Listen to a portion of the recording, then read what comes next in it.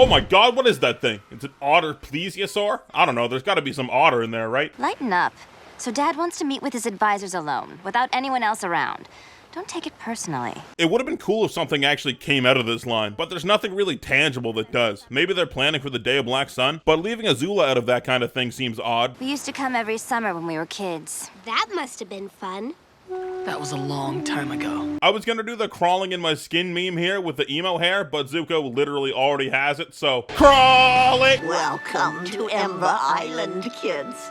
Why does the royal family have this rinky-dink little place compared to every other cottage? Maybe it's Ursa's family's place or something. The beach has a special way of smoothing even the most ragged edges. These rocks are on the table in a previous shot, but it's a little clunky that they just have rocks in here. Did Lo and Lee go find these just so they can bring them inside and deliver this metaphor? Aang, I know swimming is fun and all, but do you really think you should be exposing yourself like that? Cover up. How do you know what Aang's wearing? Especially when he's floating on water. And yes, you pedantic asshole, she probably saw him get undressed to go swimming, but she's only bringing it up now, so it's weird. It's your tattoos I'm worried about. How do you even know that Aang has tattoos? Did someone have that conversation with you at some point?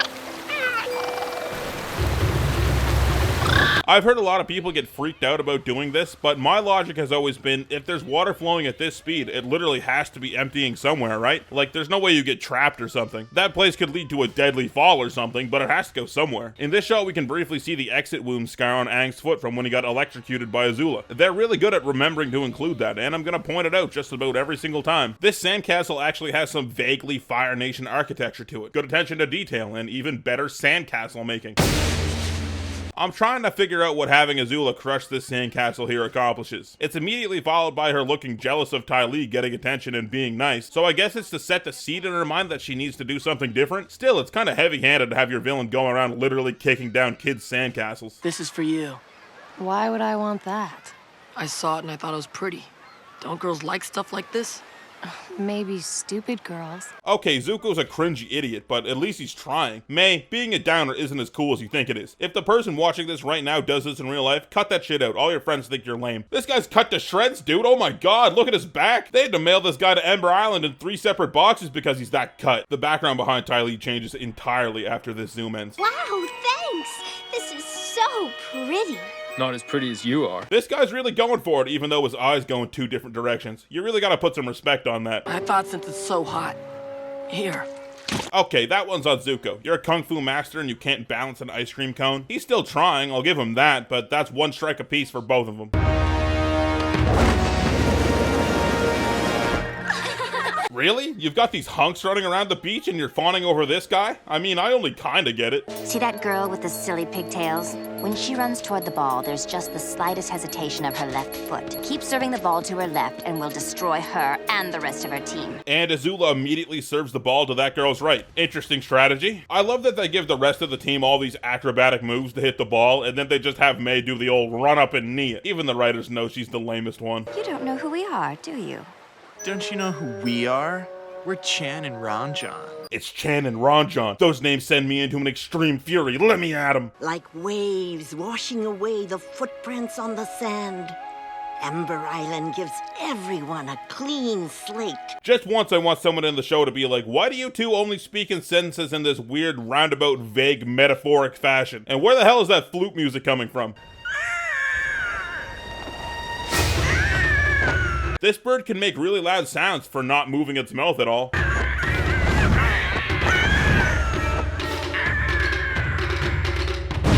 This door knocker is a dragon, very cool. You're a little early, no one's here yet. We are the perfect party guests. We arrive right on time because we are very punctual. Also, they let 2 old ladies decide when they were going, which is obviously a rookie mistake.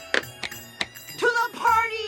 All right, listen, my dad's an admiral. He has no idea I'm having this party, so don't mess anything up. Chan's dad was actually mentioned once before this as well, as long as he's named after his dad, that is. Well, nice of Admiral Chan to let us know he was sending one of his ships our way. Wait, what the hell is that? That's just a statue of a straight-up deer? Usually it's statues of, like, important animals, like that one. That's probably a phoenix or something. But nope, deer. This guy's hairstyle is some 2030s shit, mark my words. Maybe I just said it because I was a little jealous. Alright, finally we're getting somewhere with Azula. Finally she has some human moments in this episode that are way the hell overdue. She's awkward, she doesn't know how to fit in with actual teenage society because she's such a whack job, and that's interesting. Jesus, finally something interesting to do with Azula's character, rather than her just being this perfect, conniving, evil badass. None of you armchair psychologists can tell me that Azula is an unfeeling, emotionless psychopath when this episode exists like you did in Zuko alone, let alone how her story ends. If you want a boy to like you, just look at him and smile a lot and laugh at everything he says, even if it's not funny. Jesus Christ, she's cracked the code. Is this your first time on Ember Island? It's a great place,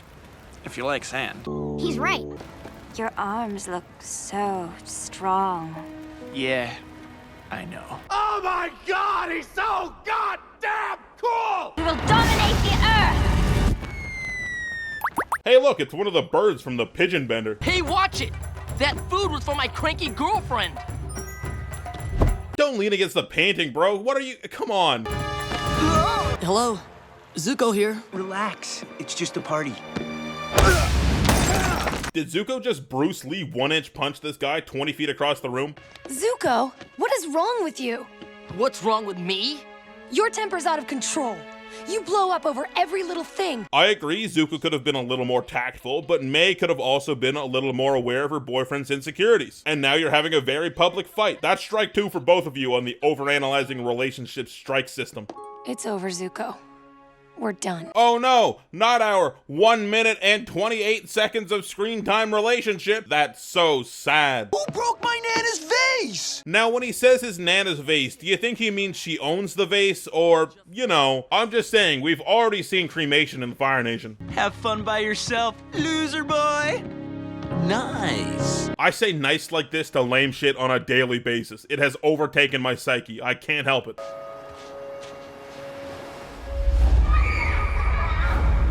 Alright, we finally get into these weird flashes that are associated with Zuko. Clearly they're memories of Ember Island, since the scenery matches up here. Back in the storm, we got a few flashes, including this very same one, that look a lot like Zuko and Azula playing, with what looks like Ozai keeping an eye on them. We get another flash in the same episode of what looks to be Ozai with his hand on Zuko's back, which is basically confirmed when this episode shows us this imagery. However, this idea is sort of challenged by this moment in the Avatar state when we flash to this memory when Iroh touches Zuko's shoulder. It could be that he's just remembering his father at that moment, or it could be that it was actually Iroh in both of these flashes. Like, this guy looks to be about Iroh's height, roughly, and there is a very sad third image of Iroh holding up a baby Zuko as Lu-Ten builds a sandcastle. So I'm actually gonna side with the idea that this is Iroh in all of these shots, despite the imagery suggesting that it's Ozai. Zuko's currently thinking about whether betraying Iroh was the right thing to do after all, so him thinking about happy memories with him makes sense to me. Get out of here, Full Moon. Zuko's having a moment. You can see Momo's eyes shoot open here as he wakes up just before it cuts away.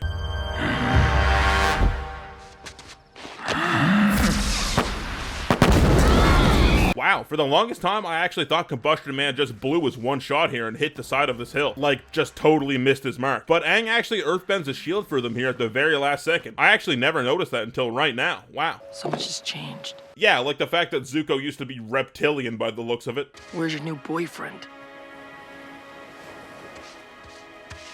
Are you cold? I can't tell if it's bad writing that Zuko did a complete 180 there in less than a second, or great writing because teenagers are that just emotionally volatile. Jump on Appa! I'll try to distract him! We've got some more Aang foot scar continuity here as he runs away, but it seems like to me they put a scar on each one of his feet, when there should only be one on his left foot.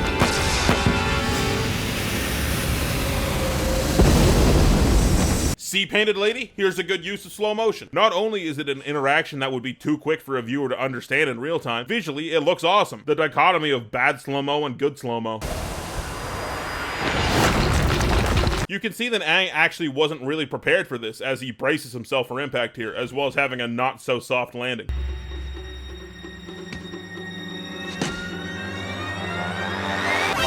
You don't know me, so why don't you just mind your own business? I know you. No, you don't.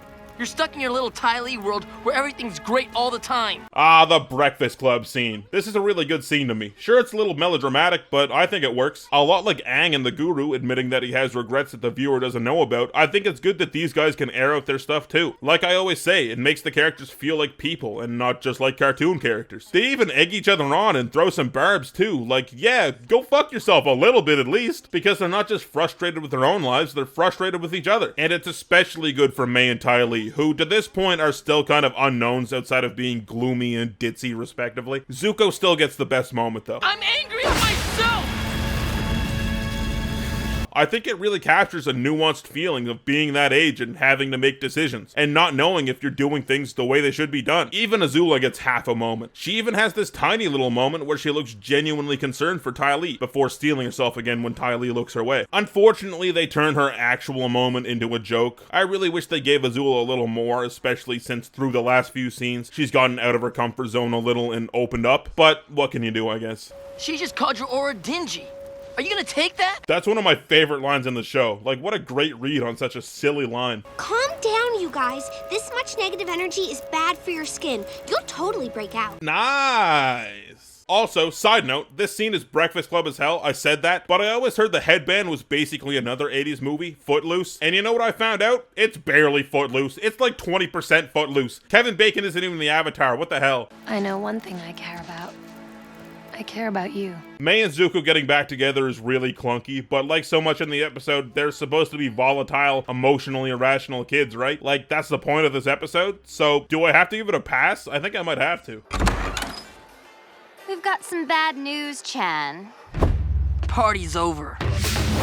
Ah, his grandpa's vase! This is messed up. Like, these guys never did anything all that bad. They were pretty conceited, that's all. This is a really weird vibe to end on. Am I supposed to feel good that our gang we just spent the entire episode humanizing are just huge dicks for almost no reason? So, this episode's alright. I'm not the biggest fan in the world of it, but like a lot of stuff in Avatar, it fills a role. It's good to see new sides of characters whenever we can, and we get a lot of that. It's just not very enthralling, is it? Azula's stuff is probably the most interesting, seeing her in a setting where she isn't the obvious dominating force. It makes her feel a lot less one-dimensional, and we definitely needed that. The Breakfast Club scene, I think, captures a lot of complex emotions that media doesn't cover very often, and that's special. So overall, not my favorite, but it's not the Painted Lady. Patron shoutouts if you want to be 2 episodes ahead of the YouTube releases. You can support me on Patreon for just a few bucks. Link, as always, is in the description below the video. The Don't tier is still online somehow. Agent Rhino and Garrett Kane are the stars of the show this time. This is the part of the video where I say I still don't know what to do for this tier, and that's becoming a running joke in and of itself. So, got that box checked. Basically, thank you guys. You guys are insane. Shoutouts to my otherwise top patrons, Andrew Edwards, who can outbench a gorilla, Artem Korolev, who can outswim 60% of fish, Buddha Jacker, who can charge his phone by just squinting at it, Caps Lock, who picks up trash on the highway on the weekends just because he cares that much, Charlie Rock Quigley, who donated all of his blood to charity, all at once, Daniel Ward, who donated his entire body to science after he dies, except his lungs, because he wants to be able to breathe if he's a ghost, Eric Barney, who figured out time travel as a kid but went back in time to when he did know about it and then forgot, etc., who was the first RGB light up person, Fetch Me Something Gay, who was the most psychic person on the planet. It's just a shame that that's still not very much. Fritz Sullivan, who moved his friend's couch down 60 flights of stairs on his back, no brakes. Fritz Sullivan, who moved his friend's couch down 60 flights of stairs on his back, no brakes. Jess, who broke the land speed record on a bicycle, also no brakes. John, who actually invented Windows 98, I don't care what you heard. Keith Clausen, who can actually perform photosynthesis. Sean Martin, who owns the biggest collection ever. Wolfman Dan, who has a beach body at all times, it's all sandy and shit. And you freaking nerd, who looks like the best looking person from each year got all blended up and fused together. More shoutouts to Bradley Ralph, Donnie Snow, Elder Zandanthus, Kennedy Stapleton, Luke Herrera, Mandatory Sin, Max Lewandowski, Mike the Wizard, Nick Kaipanen, Sad Wallet Noises, Skylos, Useless Princess spelled backwards, I don't know how to say your name, man, Tiago Nascimento, Varunda, Will Schmidt, and Zoompy. And of course my god analyzers, Aiden Guerre, Alex Fritz, Austin Gala, Be My Valentine, Bingo Dingo, Cabbage Gal, Canine Corpse, Kevin Yagi, Chase Brignac, Chris Dolmeth, Code Canut, David Carlisle, Derek Cornwell, DJ Jax, Dual Mutual Aid, Dr. Uwu, Dominic Saint, Distent, Earth 2 John, Eleanor Rose, Epic Goomba, Eric Ross, Xmeyer, Ginny from the Block, Glintlock, Gub Gub, Haystone, Homie One Kenobi, Hype King, Jared Hagan, Jay Lambo, Jeremy Rubenstein, Jimbo, John Ajaka, Kadex, Keon Gilliland, Lady Serena, Lehman Russ, Lord Draken, 7367, Mr. Airborne, Mitchell Gobrecht, Mortius